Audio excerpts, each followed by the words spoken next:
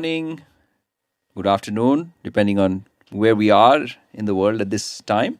My name is Shamik, and it gives me great pleasure to kick off this session on bounce back.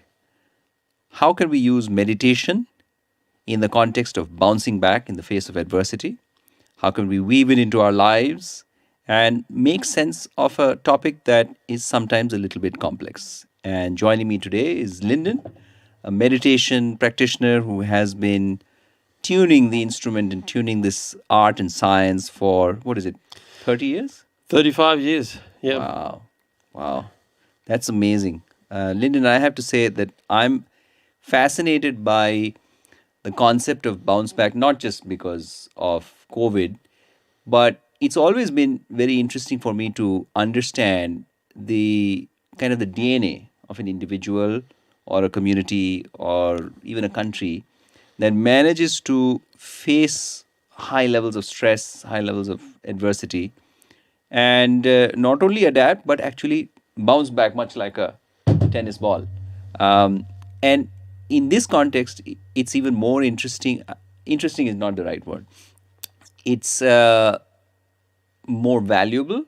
It's probably the best way to put it, because we're in a situation where it's not just enough to be able to bounce back today, tomorrow, or the next week, but we just have to keep doing this. It's something that you and I were talking about, I think, a few days ago, is that we have no expiration date to this crisis.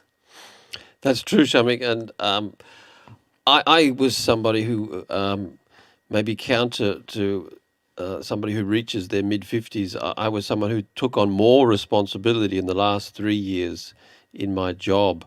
And that was, of course, more stress. And some people would say, why would you do that? But to me, it seemed important to kind of test my resilience and be able to say, well, what can you deal with if you've been meditating for 35 or 36 years? Does that mean you can deal with stressful situations and be able to bounce back every time? Because it's a regular thing. It's not a one-off thing. Yeah, it's not as if we can, or anybody can say that, look, grit your teeth. I was in the US for about 16, actually close to 20 years. And in the great state of Texas, there used to be this aphorism which was really memorable, which was suck it up, buttercup. That if things are getting tough, then just suck it up. You'll make your way through it. That appeals to Australians too. I think Aussies are very close. There is an intrinsic toughness about Aussies. I'm originally from India, and I know the Indian cricket team and even the cricket fans, they would always admire the toughness in Aussies. But in this situation, it's not as if we can say, okay, it's just the winter of discontent. Once the winter is over, we'll be fine. We'll be out at the beach. The world will be a better place. Travel will be reinstated. It doesn't seem to end, right? No, it's a constant. It's more a marathon than a sprint, of course. And did we know how long things would take? Maybe we had a sense that it would be more than 12 months, but we're now into 18 months, and it's not like the crisis is even peaking yet. And that's just a reminder that actually life, it's about changing now and adapting. And maybe last year was the crisis, but this year is about adapting, and that's going to be that way for the rest of this year at least. Yeah, I remember growing up. My brother and I used to say that mom gave us this puzzle that could never be solved. So every time we would have an exam, she would say, "This is it. You do well. You put in the hard yards. You do well in this exam, and life will be better after that." But we never got to that one exam where it was perpetuity, right? That you ace this one exam, and the rest of life is going to be a cakewalk. That never really happened. And in a way, I think it was good preparation, because now looking back, we realize that, well, there can always be another challenge. Well, And I think your mum was right, because you do that exam and that gives you confidence for doing the next exam. So when she said life was better, she was being honest, but it's an incremental thing. It's an Life's just slightly better each time you do the next a exam. little bit So better. Yeah. it's like that when you deal with something and you actually think, well, I managed that. That gives you something to hang on to for the next challenge. And I really do admire people who are resilient. And it's always good to think of those people when you're facing a challenge. It's like, what would so and so do in this situation? Because they can cope. I should be able to cope if I can get to the right emotion. Because emotions are a very important thing, and when we're facing crisis, the first thing we feel is our emotions, and it's what you do from that point that's important. That emotion, particularly anxiety and fear. It's almost like an instinct. Are you But do you going to? think, I'm sorry to interject, but do you think there is a certain stigma even now in the year 2021? There is some level of hesitation among men to be talking about emotions, or do you think that's Men perhaps are behind with that, and that's the downfall of that "suck it up, buttercup" expression. That don't show your emotions, don't tell other people that you're having difficulty because you're not supposed to, and that's a cultural thing in Australia.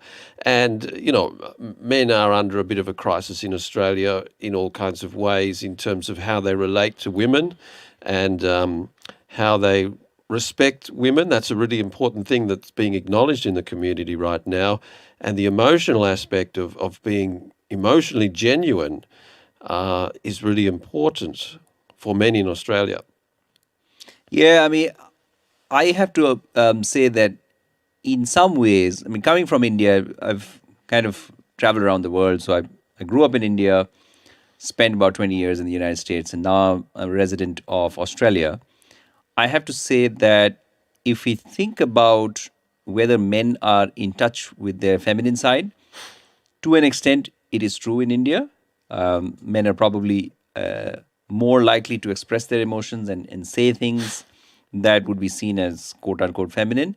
But at the same time, there is this stigma that, okay, if you're a man, then you should be able to withstand pain.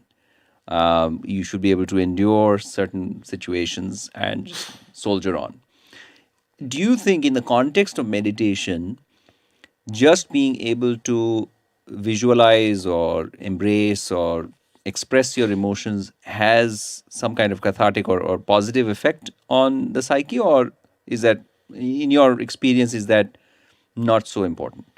Well, first of all, I'd like to say I really learned a lot from being around men in India, and how familiar they were.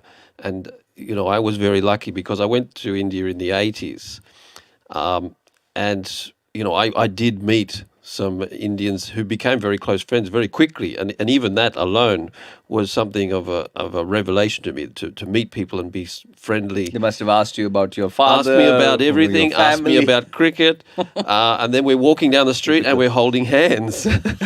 And people don't do that anymore, but we were holding hands back in those days. It was just a way to bond for men. And getting beyond the initial reaction, you think, well, this is really actually really nice to have that camaraderie and to be able to build from that base. So I did learn a lot from making friends with people in India, and it is important for men to have that spontaneity in their personality, and this is something that I've developed, I think, from meditation. Sahaja Yoga meditation in itself. Sahaja means spontaneous, and it's not just a branding. It is something that you want to develop, and you do develop from doing meditation, Now, Sahaja Yoga let me ask you meditation. this. Did you learn? So, you've been following meditation, about Sahaja Yoga meditation, for about 30 years now. And has most of that learning been in solitude, or is it a balance of you have your alone time when you're introspecting or pondering, and then there's times where you're meditating in a group? And if you have been meditating in a group, which one have you found to be more effective, the solitude or meditating in a group? Well, these days I do meditation every morning at home, so it's a little bit of a solitary thing for me now. But when I first came along, I wanted to be living in a house with other people who were doing meditation. We used to get up in the morning. That time was really important to me. And spending time in a shared room with other guys and learning from them, people who'd been doing it Like a for boot camp. it was more than a boot camp. It was a collective house, and we had like-minded people and people you could talk to, and you could find somebody at any time of day, and to be able to talk about the things that we want to talk about. And So a sense of community did help. it really did help, and it is an important thing to be able to have people around you. I've missed that since the lockdown, and I really look forward to those times, even if it's just once a month, where I can be together and just catch up with people, even if it's just how are you kind of conversation. It's really good for the soul.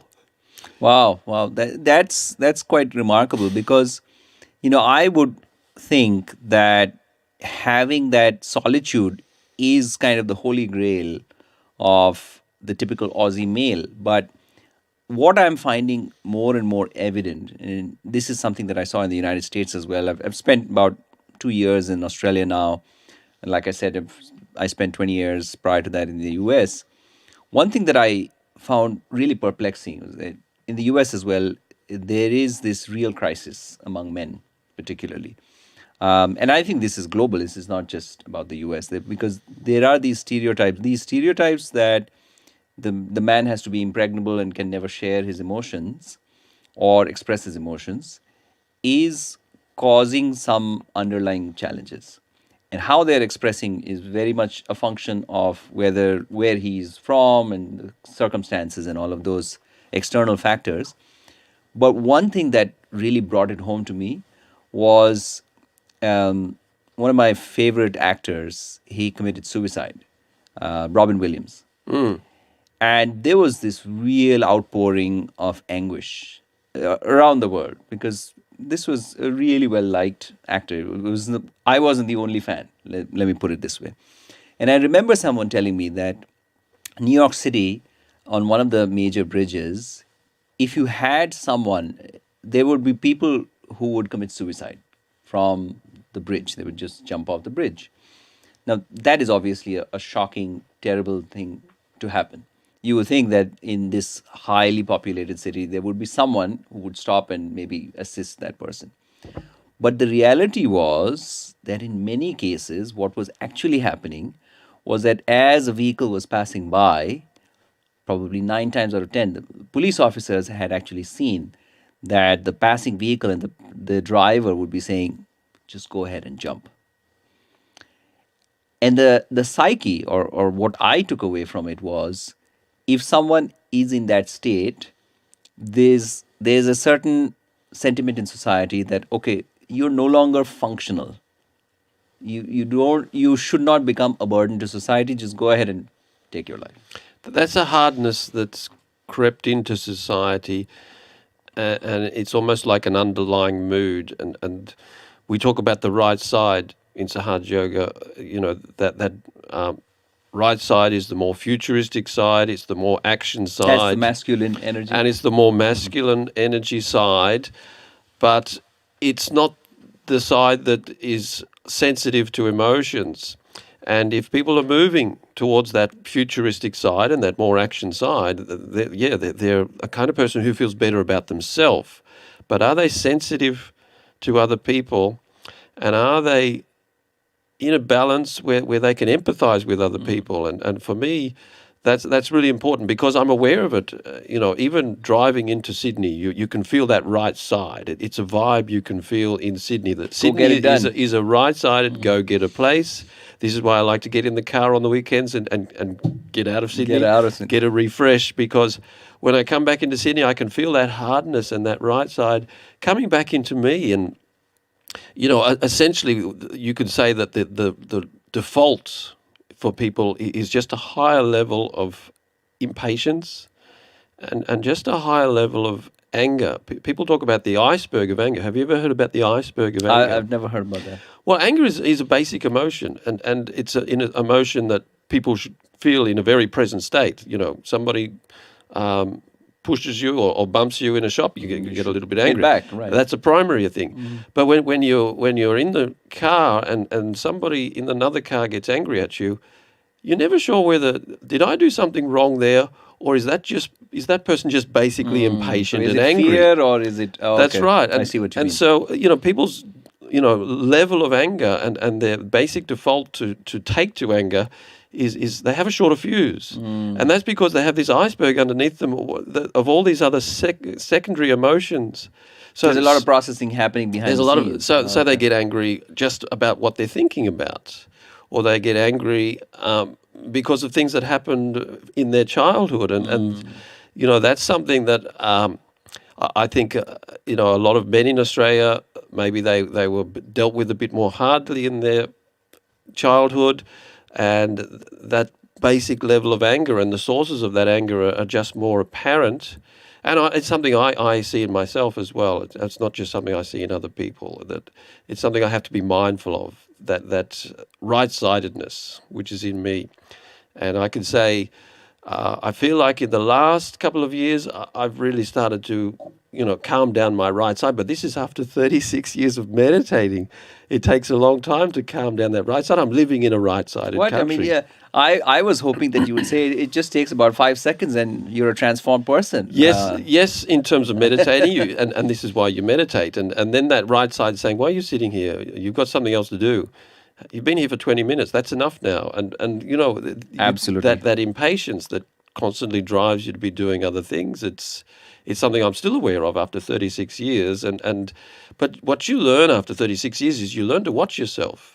And you learn to see, well, where's that coming from? And you introspect at That's the powerful, moment. yeah. And you catch yourself doing that. And you think, well, is this me getting impatient and angry, or is this because I'm just living in an angry and impatient town? So, are you separating a part of yourself that is not the thoughts? Is that the process that you're employing, or what exactly is happening at that moment in time? Well, what I'm saying is, in when you first meditate, you want to get thoughtless awareness. And yes, I mean, you get that quite soon. You get a state of thoughtless awareness. It may only last for a few thoughtless seconds. awareness in itself seems so remarkably confusing, right? Because we live in a time where we are just drowning in information. That's We're right. being hit from all directions. So it seems in the beginning you think, well, that'd be great. That'd be probably the first time I ever experienced that. And it may be just a fragmentary thing in the beginning. You get a bit of thoughtless awareness. But after you've done some meditation, you think, well, I can get there at least for a few seconds. And then you start to think, what else is going on in my meditation? And then you start to think, well... So you're saying meditation begins with this concept of thoughtless awareness where you're aware, but there's silence inside. And I'm saying that's our basic goal in the beginning, to experience silence, mental silence, as we can call it, or thoughtless awareness. But when you experience that, that's the right side. And really, what you're experiencing is being in the present. And what can help you to be thoughtless is not to think about your thoughts, but to pay attention to your emotions. Wow, okay. And if you think, well, what am I feeling right now? As soon as you start thinking about what you're feeling, or you pay attention to your feelings, then you get a sense of silence. So you're not reacting to, let's say, some negative emotion, some anger or some turbulence inside, but you're consciously paying attention. Well, that's the other To the thing. source. If you watch your emotion, whatever emotion is bothering you at the time, you put it in perspective, and it becomes less in your face. You can say you just get a little bit of a sense of, okay, in the present, it's no longer there because that thing happened 5 minutes ago. Whatever Hopefully made it will me never angry, happen again. it's over now. As soon as you're thinking, what am I feeling right now? You start to realize that the anger is dissipating. The only thing that keeps the anger going is you're thinking about it and you're dwelling on it. Yes. But if you put yourself in the present, that's the best way, first of all, to manage your emotions. And second of all, if you pay attention to your emotions, that helps you to be more silent in your mind. And why is it important to be silent? Because you want to be listening for the good thoughts, not just having the noise of all the ruminations, as we could say. the thinking and thinking about something that happened 5 minutes ago. Yeah, yeah, and so often, what we find is that, especially when we look at cases where somebody did something really extreme. So I'm going to go back to the case of this celebrity who committed suicide, Yep. and there was a real surge in those cases. There were celebrities who took their own lives, and I sit and wonder sometimes that why would a person get to that point? Why couldn't there be some kind of intermediation before things got so completely out of control, where someone who seems to be apparently so successful would decide to take end his or her own life? And I just wish that there was some way to end that cycle. This must be some kind of a cycle, right? So there's a cycle of negative thinking or emotions that is being fed, as you're saying, through the thoughts and maybe even through behaviors. But there's got to be a way to break that cycle. And I'm just wondering, have you noticed, is it possible to forgive? Is it possible to use forgiveness maybe as that pause or as that circuit breaker? Break that cycle of negative emotions, anger. Have you noticed that? Well, I think that idea of forgiveness is really important. And we were talking about this earlier. And when it comes to meditation, it's not too difficult to get to this point. And then it's like you get stuck at this point. And what is the Do you thing think that the thoughts, they will the just thoughts are continue? there, and it's almost like there's like a brick of thoughts, and it's like how do I find the space in those thoughts? But what clears this center, of course, is forgiveness. And at first you think, okay, well, that's an interesting idea. How is forgiveness related to thinking? But something I've realized recently is it's not just about forgiving people. You have to forgive the situation. Wow, that's really powerful. Yes. And you know, we're in a situation now where we're all thinking, why me? Why now? Why this year? Yeah. And it's the first thing you need to do to stop that kind of rumination and to get to the positive and get out of that negative is to forgive the situation. And I think very that's the true. beginning of resilience, because then you get out of that anxiety about You're the not situation. grinding on it You're not- continuously. It's like, okay, so if I can let go of that, if I can forgive that, then I can think of the positive, or I can think of a person who has these positive qualities, and I can think of things that are admirable, things that are enjoyable in life, things that are that I can be grateful for, because there are so many. So true. And so forgiveness is the first thing. It's like, okay, forget about that. Think about something better. Okay, I forgive that thought. I forgive that situation, because there are more important You things just in feel life more light. to pay attention to. So forgiveness, forgiving people, forgiving the situation, and forgiving ourselves for thinking so much is an important true, thing. yeah. You know, because we're hard on ourselves too sometimes. Yeah, sometimes I think we are hardest on ourselves, and forgiving ourselves for some mythical and maybe some real situations Yeah. is the hardest act of it all. So I think that's really, really powerful for us to remember that forgiveness is something that we can access. And it's an affirmation, and people can use affirmations. Affirmations are really, I wouldn't say they're powerful, because they're in themselves they're very simple. You just say, I forgive this situation. You know, relax. It's not so bad as you think. I forgive this situation. So I you're forgive talking that to person. yourself. If you say that, it does have an impact.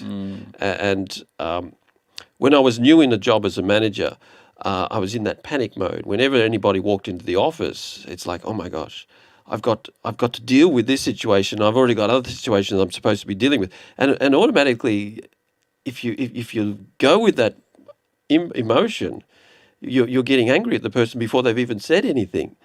I never. What was it? What I was saying in those situations, what I used to say to myself is presence. That's what I used to use to stop me from panicking and fearing and getting anxious about that situation. And if I use that word, and I used to say it to myself, presence.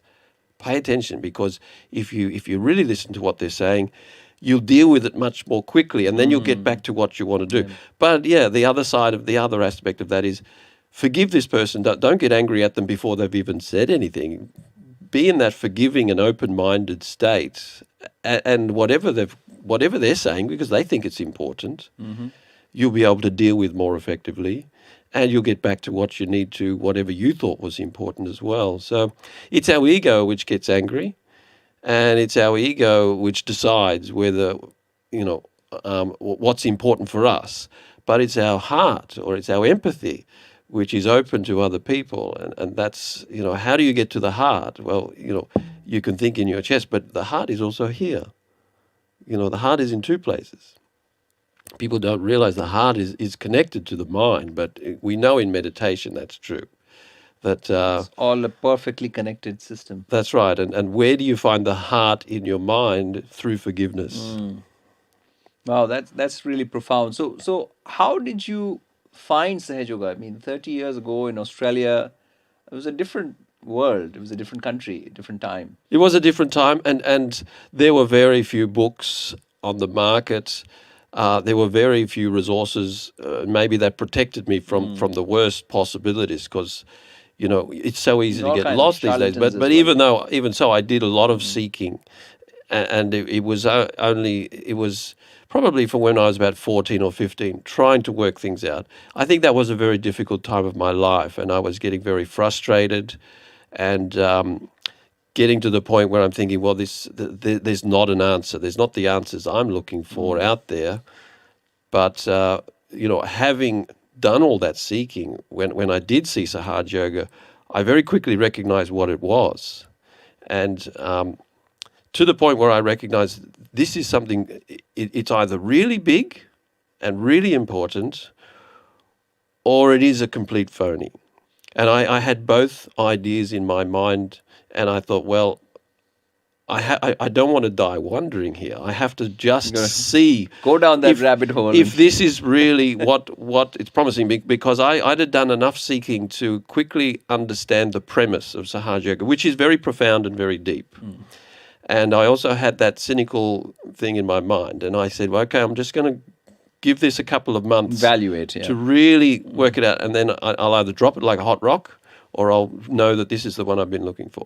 And what was your first experience? Did you meet someone who introduced it to you, or was it an event? How did you go about the process of starting the meditative journey? That's where I was most fortunate, because Sri Mataji was visiting Australia. This was in 1985. And Sri Mataji is the founder of Sahaja Yes. Yoga meditation. And of course, I didn't know who she was at that time. I'd never heard about Sri Mataji before that. But there was a poster, which I think the first time I saw it, I thought, well, there we go. There's another guru. And there was no but Instagram, it was no on, Facebook. It was on no the YouTube. way from my commute, because I was commuting to university in those days, and so I'd go past this poster, every day, and I'd look at it again, and I think I felt something that this is like an idea that, well, it may be just another guru, or it may be something profound. Don't die wondering. Give it a go and find out what it is. And so I did, and I went along to Sri Mataji's public program. Do you remember where this was? Yes, I do. It was in the exhibition buildings in Melbourne. Oh, wow. And I remember the date. It was the 14th of March, 1985. And so I went to the first program, and that was, I think it really helped me, because it's the whole sense of occasion. And, the people who are watching this video, that they can watch us talking. We could give them self-realization. I think you've got a video lined up, which is Sri Mataji going through the process of self-realization. And I think that's a really, really important thing that you found that, because that was my experience of Sri Mataji introducing me and taking me through the process of self-realization. So you were one of those individuals who was seated in the audience. I was in the audience. I remember it. Very similar to. And it was a very memorable time. And again, I went away from that feeling great. But That's important. But I'm a person who is a compulsive thinker. And ever since, since then, getting that experience of silence in my mind, it's not been easy for me. I can get a short amount of that experience, and then my mind wants to drift away. And so I've had to learn how to bring my mind back. But the thing that's helped me most is not just saying, not this thought, not just stopping my thoughts. What's helped me most is getting in touch with my emotional side and thinking, what am I feeling right now? And the other thing that I can say, because it's three things, the right side is just that mental silence. The left side is your emotions. In the center, it's your attention on the physical subtle system, which takes you to thoughtless awareness. And after you've been meditating for some time, you pay attention to the vibrations of what you're feeling, and you pay attention to the subtle system. And when you can do that in your meditation, you get a deeper meditation. So maybe next time we meet, we can talk about maybe guide people a little bit in how to be aware of their emotions in their meditation and how to be aware of the subtle system in their meditation, because that's what's really helped me to get it to a deeper state of silence, not thinking about my thoughts. Wonderful. Well, we're going to listen to this speech by Shrimantaji in Australia. It's going to be about 10 minutes, maybe a little bit more, and we'll be right back.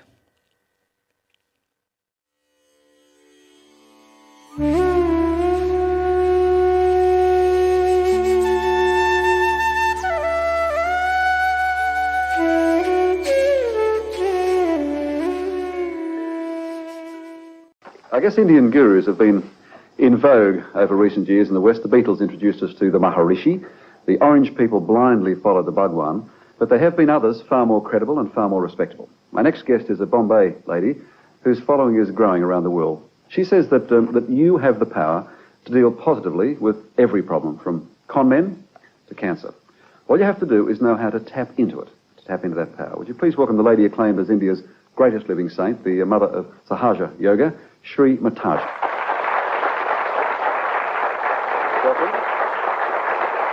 I know that's very difficult for anyone to sum up one's religion, but is it possible to say what is Sahaja Yoga?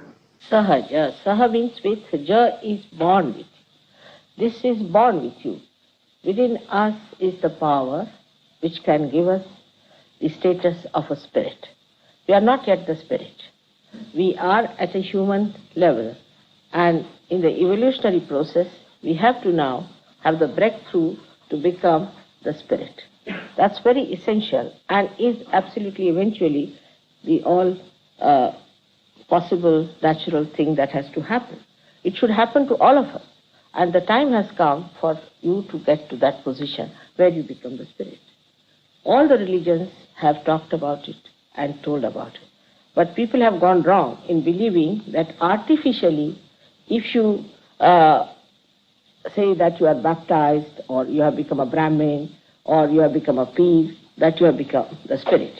It's not that. It's a happening that has to take place within ourselves, which is a living process, absolutely living process of the living divine force within ourselves. We've heard of lots of yogas. How does this differ from other Indian yogas? Other yogas were practiced mostly after getting realization, but as it has come from some half-baked people, it is in a very funny way that people follow it as if they have to take all the medicines together, and they don't know any discrimination about it. Unless and until you make this force rise within you, you will not know what type of attention is needed and what type of physical exercise is needed. Indiscriminately, people do physical exercises getting into trouble. Now, you speak of the force. Is it possible to say where does this force emanate from? This force is a residual power in our triangular bone called a sacrum. Sacrum. Sacrum. Okay. Now, the sacrum is what comes from Greek, and that means Greek people knew this was a sacred bone. It rises from there, passes through our 6 centers, piercing through our fontanelle bone area, and you get the cool breeze of the Holy Ghost coming out of our head. That's what Christians refer to as... Yes. I mean, Holy Ghost, what is the Holy Ghost? Nobody can explain, but Holy Ghost is very simple to understand. This is the reflection of the Holy Ghost within us. Holy Ghost is the desire of God. God himself watches the working of the desire, and the desire is that we all should become the spirit. And this desire is reflected in our triangular bone in 3.5 points. Is this the central nervous system? No, it is in the triangular bone. It's this force, this is the fourth force within us. Okay. We have sympathetic nervous system, left and right, and we have got autonomous, that is an autonomous nervous system, and parasympathetic, and we have also central nervous system. Now, this is the system which is not yet working. It is still in the triangular bone. When it rises, it gives you a new dimension of the spirit. Means the light of the spirit comes in our attention. In that case, what happens is very simple to understand. That at human level, we are not in the absolute state. Not in the absolute state. That's why there's a chaos. Supposing I'm holding a snake in my hand, you see, and there's no light. Somebody tells me that there's a snake, I will not throw it away. I would not like to listen to anybody's advice about it. But if there's a light, I'll throw it away. In the same way, when you become the spirit, the light of the spirit guides you. You become your own master. You become your own guru. You don't have to have any guru for that. This piercing of the fontanelle bone by the kundalini gives you the power of the spirit. But you're talking about a physical power, a spirit that comes out of the top of your head. No, it's an energy. An energy, all right. It's an energy which comes out of your fontanelle bone area, touching the spirit. But the spirit actually resides in the heart. But the main seat of the heart is here in the fontanelle bone area.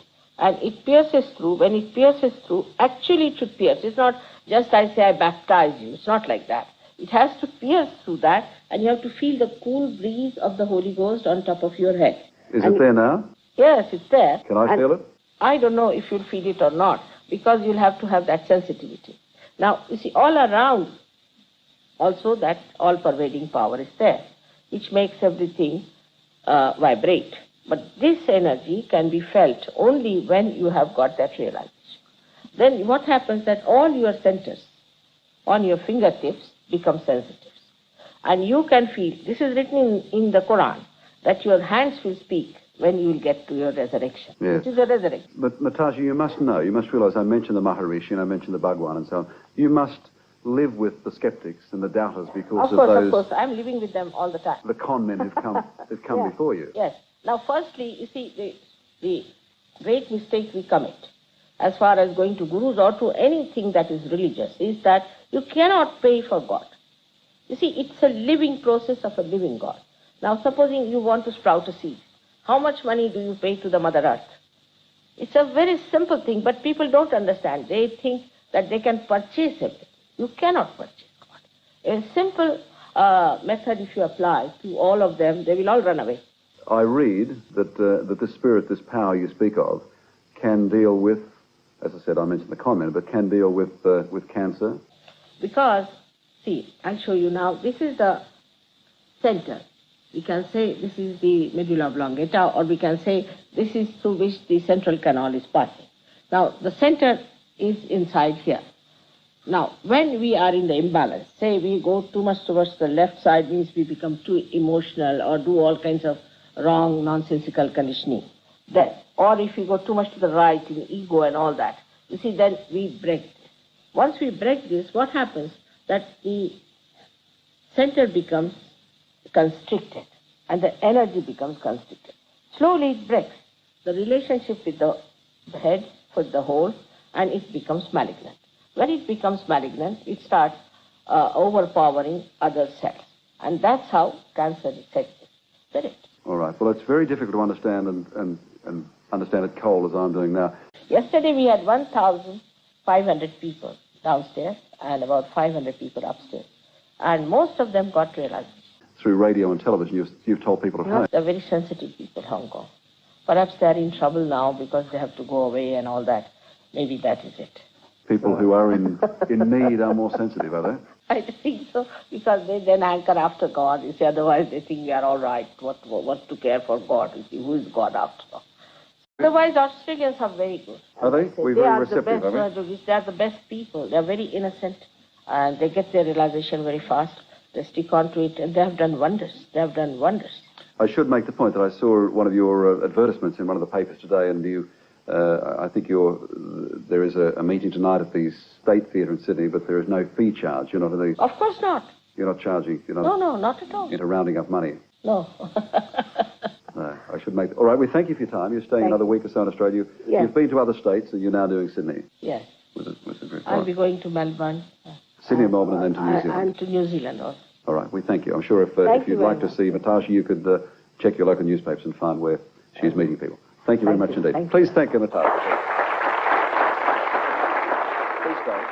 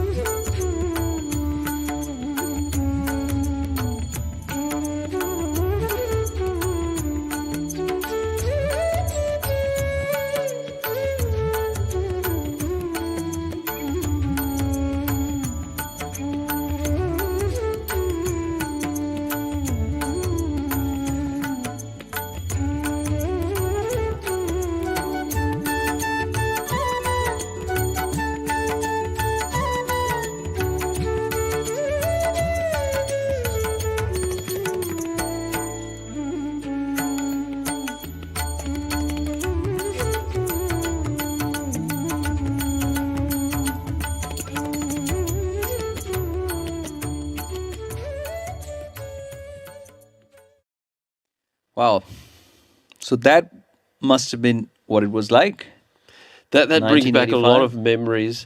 Every time I see Sri Mataji doing the process of realization, one thing I say is it's different every time, and but also it brings me back to that first time, which is of course the most memorable time of following, and that self-consciousness of thinking, well, I'm putting my hands here, I'm putting my hands there. Is it working? And then at the end, yes, it's working.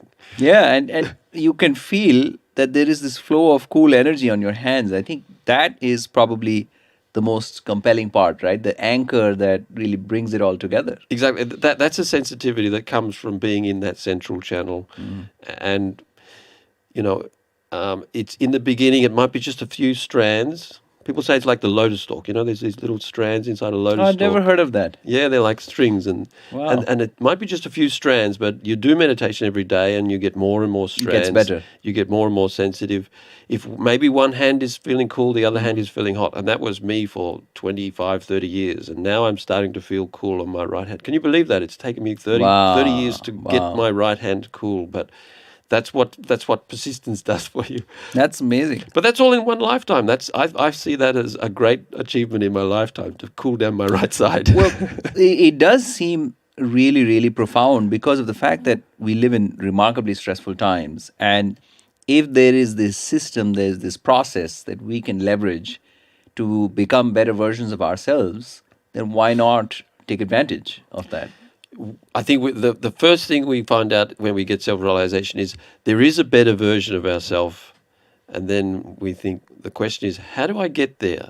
And that's the journey of Sahaja Yoga. And if we fall, we can use this to bounce back. Yeah, that's right. And that's the other thing. We think, wow, okay, so I have that spontaneity. And I have that ability to forgive people. That's the first time I used the mantra, I forgive. Wow. And it's like, wow, that affirmation, it felt good at the time. It felt like a lifting off my shoulders. Why wouldn't I want to use an affirmation like that? Unbelievable. Well, Lyndon, it's been a pleasure. Thank you so much for sharing your experiences. And I hope we get the opportunity to do this again. This would be great to do it again. Thanks for asking me to talk to you, Shamik.